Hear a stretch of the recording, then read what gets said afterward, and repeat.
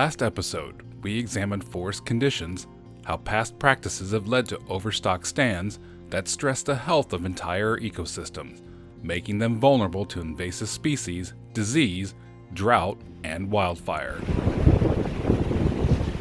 Though the Forest Service is concerned with forest health as outlined in the agency's Confronting the Wildfire Crisis, a strategy for protecting communities and improving resilience in America's forests. This episode expands on the most important outcome and one of the biggest influencing factors guiding our work: wildland communities. From 2014 to 2020, the average of structures destroyed by wildfire rose from 2,873 to 12,255. That four-fold increase is attributed to increased development in wildland areas and effects from climate change and drought. The resulting wildfire activity is indiscriminate. Evan Wright, a fire management officer on the Fremont-Wainema National Forest, has been working in wildland firefighting for 23 years. He's responded to hundreds of wildfires during his time, though he admits times are changing. We used to be very successful at suppressing a lot of those wildfires out there, but as we've continued to suppress those fires, thinking wholeheartedly we were doing the right thing, we were just kind of kicking the can down the road, and these fuels have been building up. The environment we operate in, days are getting hotter and drier, our fire seasons are much longer, so we're seeing these much more intense, rapidly spreading wildfires that are threatening communities, destroying homes, destroying the landscape. These outlying communities or these small towns actually lead our projects. They form our projects and our planning. We start with them and we start looking at the surrounding area to determine what work needs to happen in order to best protect them. So it really all starts right there, looking at that wildland-urban interface, the stuff that's close to the communities and homes.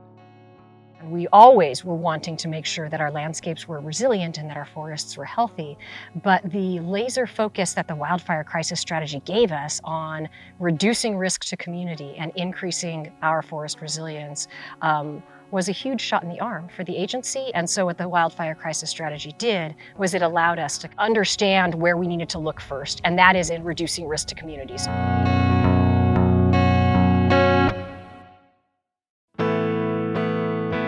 There are success stories of this kind of collaboration. Communities working with land managers to treat the land and reduce wildfire risk. The local community and the Forest Service worked together to treat an area near Hawkinsville and Wairika recently. These treatments had been done well in advance of the future Badger Fire. We're currently here just outside of Wairika in the Craggy Project area on the Klamath National Forest. We've had a couple fires over recent years. The most two recent is a fire in 2020, which was called the Badger Fire. And we had some fuels treatments that helped suppress that fire. Some mastication units in and around the town of Hawkinsville and North Wairika. As the fire was coming down, it hit those mastication units and really made the flame lengths go from, say, 20 to 50 feet all the way down to a couple feet, and allowed our dozers and our hand crews, engines, and others to effectively suppress that fire prior to getting into the communities.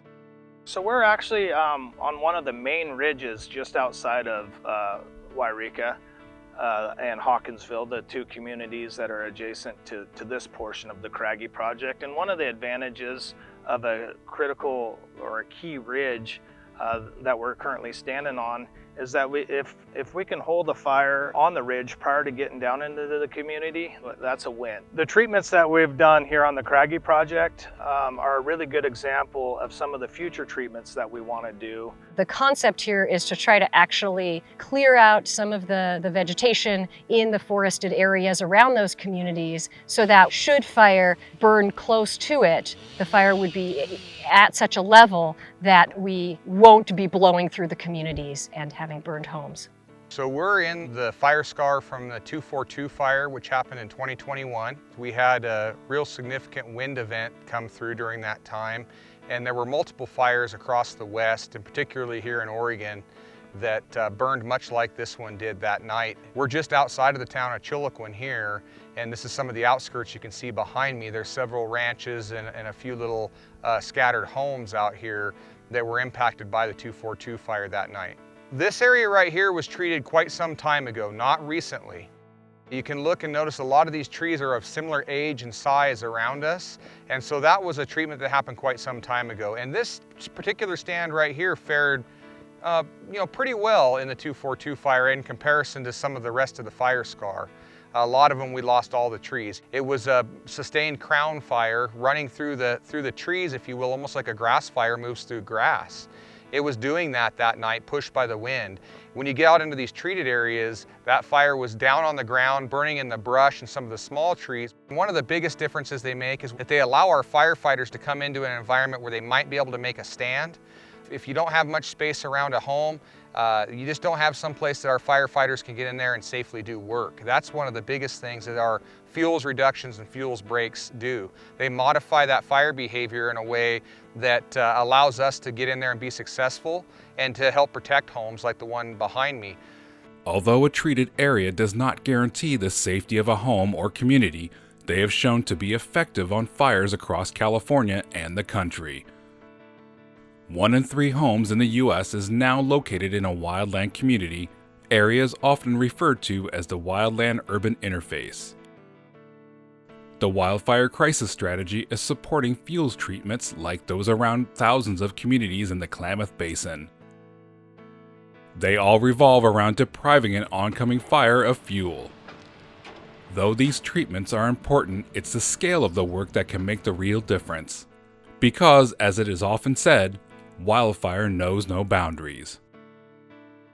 So where we're doing 50, 100-acre projects in the past, we're more increasing that to 1,000, 10,000 acre across multiple ownerships and geographic areas. Going forward, they're talking about large-scale prescribed fire here in the 6 rivers. If we can do that, that would be special. We've had broad support for this planning effort. We've gotten a lot of letters of support towards this work and a lot of interest in seeing us starting to implement this and doing work at a landscape scale. So it's the way we think about if we're going to engage with fire and look at reducing its impacts, mitigating its impacts to the communities. If we don't address the issues at the scale of the problem, we will never significantly reduce the risk on these landscapes. We want to make sure that when we get the taxpayers' dollars, that we're doing work that is going to be a return on that investment and reduce the risk to the communities and increase the health and resilience of the forest.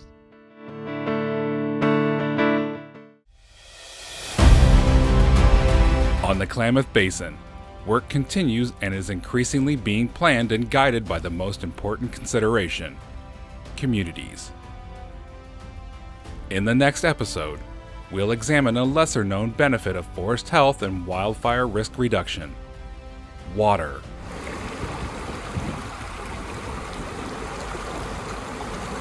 By supporting healthy, fire-resilient forests, we are also supporting a quality water source for millions of residents, as well as a suitable habitat for fish and aquatic wildlife.